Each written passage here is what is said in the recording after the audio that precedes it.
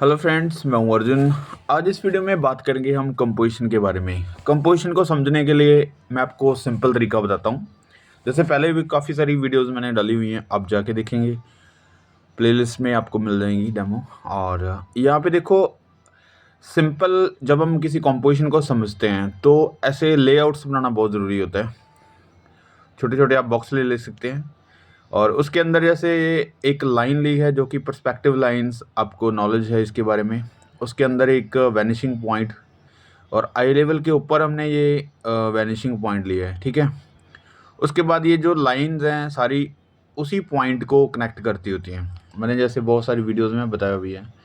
और यहाँ पे अगर हम कोई बिल्डिंग्स बना रहे हैं या फिर कोई भी ट्रेन या फिर बस या फिर कोई भी ट्री या एनीथिंग, तो हर एक चीज़ इस पर्सपेक्टिव के अंदर आती है। इस लाइंस को फॉलो करते हुए ये चीज़ें बनेंगी। अगर कुछ दूर वाली बिल्डिंग्स है तो कुछ इस तरीके से बन रही हैं इन्हीं लाइनों के अंदर, ठीक है। और जो इनके कॉर्नर होते हैं, जो इनकी हाइट होती है, लाइनिंग होती है, तो वो वैनिशिंग पॉइंट को टच करती है, ठीक है, इस तरीके से। और जब हम इनके ऊपर अगर खिड़कियाँ वगैरह बनाते हैं या दरवाजे वगैरह बनते हैं या फिर कोई भी डिज़ाइन होता है, तो वो भी पर्सपेक्टिव लाइन के अंदर ही आएगा। अगर आप किसी तरीके से इन लाइनों को चेंज करते हैं, ऊपर नीचे करते हैं, तो आपकी पर्सपेक्टिव की लाइन्स चेंज हो जाती है और आपकी सारी ड्राइंग जो है वो पर्सपेक्टिव के अंदर नहीं आएगी, गलत हो जाएगा। तो ये देखो, जैसे मैं कुछ शॉप्स वगैरह यहाँ पे बना रहा हूँ इमेजिन करके।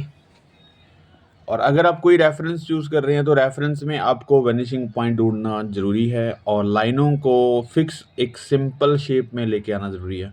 जैसे मैं इस साइड कुछ बिल्डिंग्स बना रहा हूँ, तो आपको पता चल रहा होगा कि बीच में जो रास्ता है वो काफ़ी दूर जाता हुआ दिखाई देगा। दूर वाली बिल्डिंग्स जो हैं उसका साइज़ छोटा और पर्सपेक्टिव में लगेगा। जैसे जैसे हम पास आते हैं तो आई लेवल के अकॉर्डिंग सारी चीज़ें बनती जाती हैं और पर्सपेक्टिव लाइन के अंडर आती हैं। तो आपको इस तरीके से लैंडस्केप कुछ करने हैं, लेआउट्स करने हैं, उसके बाद आपको बड़ी कंपोजिशन समझ आ जाएगी। उसके बाद देखो, यहाँ पे कुछ खिड़कियाँ वगैरह मैं यहाँ पे ऐड कर रहा हूँ, तो ये लाइनों के अंदर ही सब कुछ बनेगा, राइट। तो ये तरीका है समझने का। अब मैं एक बॉक्स बना लेता हूँ। और जैसे अगर कोई आप सोचो बस, ट्रेन या कोई ऐसी चीज़ बनाते हैं बॉक्स टाइप, जैसे ये है, ठीक है। ये ऑटो को अगर हम बनाते हैं तो इसका लेआउट हम किस तरीके से बनाएंगे, जैसे इसके अंदर ही बनाते हैं। ये भी पर्सपेक्टिव लाइन के अंदर है। ये देखो, ये वाला लाइन, इसका वैनिशिंग पॉइंट इस तरीके से ऊपर की तरफ जा रहा है और यहाँ पे ये बॉक्स बन रहा है। इसको समझना काफ़ी ज़रूरी है, क्योंकि जब भी आप कोई लेआउट बनाते हैं किसी चीज़ को देख के, तो एक सिंपल थिंग्स जो आपको समझ नहीं आती वो होता है पर्सपेक्टिव। आप सीधा ड्रॉ करना स्टार्ट कर देते हैं, आपको लगता है कि ये ड्राइंग सही नहीं बनी। बाद में पता चलता है कि ये बैक साइड जो है बड़ी है या छोटी है या किसी तरीके से आउट लग रही है। तो ये देखो, अभी जैसे मैंने जो पर्सपेक्टिव लाइंस ली है, वनिशिंग पॉइंट कहीं जाके दूर है लेकिन उसके साथ कनेक्ट करेंगी कहीं ना कहीं लाइन जाके, राइट।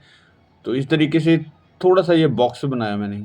उसके बाद ये देखो, शेडो यहाँ पे आ रही है, ठीक है। बैक साइड पे भी देखो, दूर पेड़ हैं और कुछ लोग हैं। उनको आप थोड़ा सा ब्लर अगर देखोगे तो उनको सिर्फ शेडो टाइप आप दिखा सकते हैं, ऐसे जैसे ये वाला लाइन यहाँ पे। और इस साइड भी आप सिर्फ लाइन लगा सकते हैं, ठीक है। तो इस तरीके से रखो। उसके बाद आप कोशिश करो कि जैसे डार्क लाइन है ऊपर वाली, ये वाली शेडो है, पेड़ वगैरह पीछे, तो इसको डार्क करो। दो वैल्यू में काम करो यहाँ पे, ठीक है, एक लाइट एक डार्क। तो जो चीज़ें आपको लाइट लग रही हैं उसको बिल्कुल वैसा ही छोड़ो, और जहाँ पे आपको डार्क पॉइंट लग रहे हैं तो वहाँ पे आप फ्लैट कलर कर दो। वहाँ पे कोई भी आपको शेड वगैरह, उसकी डिटेलिंग वगैरह करने की ज़रूरत नहीं है। आप सिंपल उसको डार्क या लाइट रखो और एक शेप बन के आ जाती है इस तरीके से। ये देखो, अब ज़्यादा वर्क कुछ नहीं है इसमें, एक सिंपल बॉक्स लिए है। हमें एक आइडिया हो गया कि हमारा जो ऑटो है या फिर जो भी हम चीज़ बना रहे हैं वो कहाँ पे है, किस पर्सपेक्टिव में है और किस टाइप का बनेगा, ये ज़रूरी है। इसकी डिज़ाइनिंग जो मर्ज़ी आप बना सकते हैं, मैं यहाँ पे ज़्यादा वर्क नहीं करूँगा। अब देखो, एक सिंपल सी चीज़ है लेकिन अगर हम सीधा ड्रॉ करना स्टार्ट कर देते तो वहाँ पे बहुत सारी प्रॉब्लम्स होती। अब हमने क्या किया, इसको बिल्कुल सिंपल कर लिया। जो भी चीज़ हमने बनानी है उसको फ्रंट पे लेके बाकी चीज़ों को ब्लर कर दिया, दूर कर दिया, शेड कर दिया, ठीक है। ये दो टोन जो हैं सामने एक अच्छा सा लेआउट बन गया। तो इस तरीके से जब भी आप कोई कंपोजिशन बनाओ, सबसे पहले ज़रूरी चीज़ यही है पर्सपेक्टिव को समझना कि किस तरीके से लाइनिंग आती है, कैसे बिल्डिंग्स बनेंगी। उसके बाद आपने देखना है कोई भी ऐसी चीज़ उठा के, जैसे बस, ट्रेन सीन, जो भी एक बॉक्स में आता है। वैसे तो हम हर एक चीज़ को बॉक्स में लेते हैं, लेकिन इस तरीके की थिंग्स को आप चूज़ करें और बना के देखें। अब मैं आपको बताता हूँ कुछ फिगरेटिव वर्क की कंपोजिशन के बारे में। फिगरेटिव वर्क जब आप करते हैं उसमें भी पर्सपेक्टिव लाइन्स होती हैं, जैसे मैंने ये लाइन्स ली है। इसमें भी मैं आपको विदाउट रेफरेंस बताता हूँ किस तरीके से ये बनेगी। सबसे पहले हम एक आई लेवल के अकॉर्डिंग एक फिगर साइज़ ले लेते हैं, जो भी बनेगा। और यहाँ पे बहुत सारी फिगर्स हम बनाएंगे, लेकिन उसको देखना ज़रूरी है कि ये पर्सपेक्टिव में है, किस साइड में है। क्योंकि हर एक साइड में अगर आप फिगर्स बनाएंगे तो उसकी एक नॉलेज होती है, उसकी एक थ्योरी होती है। नहीं तो हम साइड से जो भी फिगर बनाते हैं या दूर वाली फिगर से बनाते हैं, उसको हम बहुत ज़्यादा बड़ा या छोटा कर देते हैं, या फिर वो पर्सपेक्टिव में एक स्टेबल फिगर नहीं लगती, पर्सपेक्टिव से बाहर लगती है और उड़ती हुई या गिरती हुई इस तरीके से बनती है, राइट। तो ज़रूरी, सबसे पहले ज़रूरी चीज़ ये है कि आप सिंपल कोई एक फिगर ले लो। जैसे ये मैंने सिंपल एक साइड पोज लिया है, और इससे हमें पता चल रहा है कि ये यहाँ पे अगर फिगर है कोई, तो इसका साइज़ ये है। जैसे जैसे दूर जाएंगी फिगर्स, वैसे उनका साइज़ भी छोटा होगा और पर्सपेक्टिव की लाइंस वैसे वैसे काम करेंगी।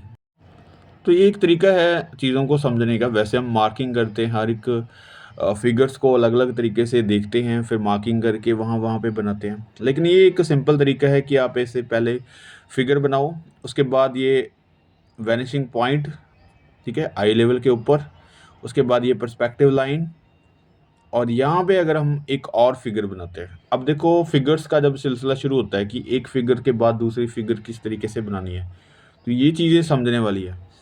आप यहाँ पे ये सोच के मत बनाओ कि जो फिगर बनी हुई है हमें साइज़ उतना ही रखना है या फिर वैसा ही कोई यहाँ पे बनाना है। तो ऐसा मत सोचो, उसका साइज़ थोड़ा बहुत बड़ा हो सकता है, छोटा हो सकता है, क्योंकि हर किसी की हाइट सेम नहीं होती, हर किसी की हेल्थ सेम नहीं होती।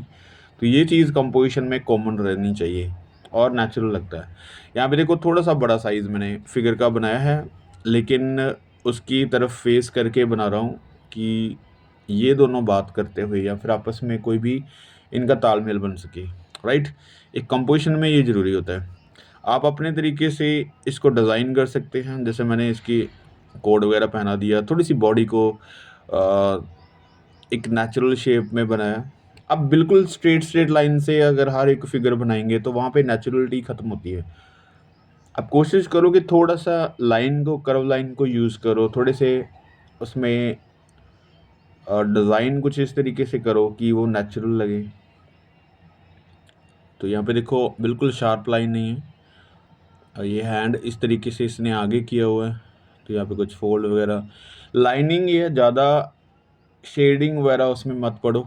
आप आउटलाइन करके फिगर्स बनाओ और कंपोजिशन के ऊपर फोकस रखो, ठीक है, कि क्या बनने वाला है। यहाँ पे देखो कोई कोड वगैरह होगा तो यहाँ पे लाइंस वगैरह मैं दे रहा हूँ इस तरीके से, तो एक अलग तरीके से शेप बन जाती है किसी भी फिगर की, ठीक है, सिंपल। तो यहाँ पे फीचर्स हल्के से ऐड कर देते हैं, थोड़ा सा इम्प्रेशन।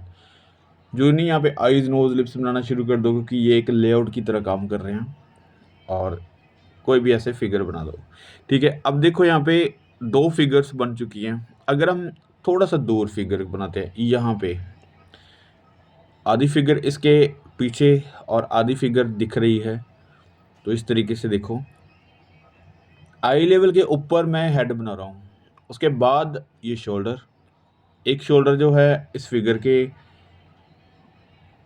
पीछे चला गया, दूसरा शोल्डर इस तरीके से बना रहा हूँ, हैंड बना रहा हूँ, ठीक है।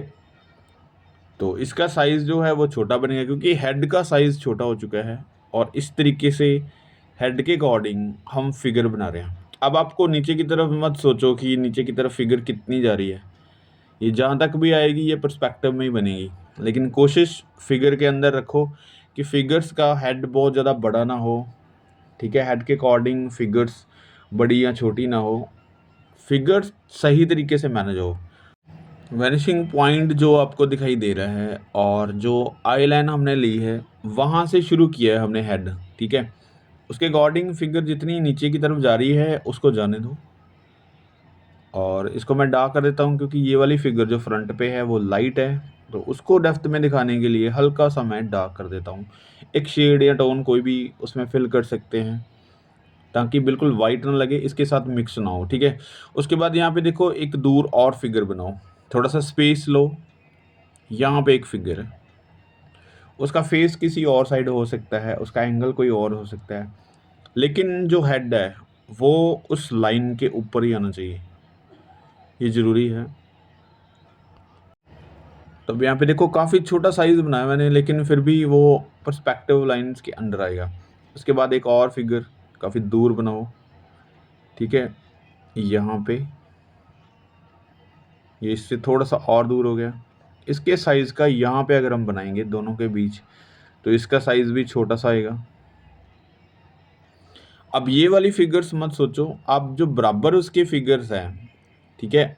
जो एक साइड दिखाई दे रहा है वो भी दूसरी साइड भी उतना ही साइज़ में दिखाई देगा, और जो लाइन हमने ली है उस लाइन के ऊपर ही इसका हेड आएगा, तभी ये सही बनेगा।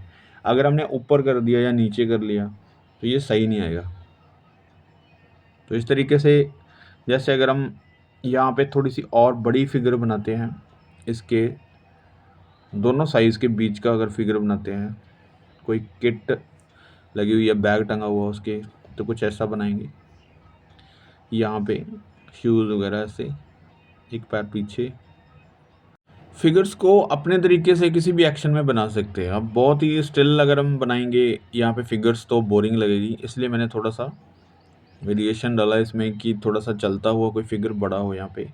अब देखो जो दूर वाली फिगर है वो काफ़ी दूर लग रही है, ये वाली मिडल में लग रही है, और इसकी हल्की-सी शैडो वगैरह हम ट्राई कर सकते हैं।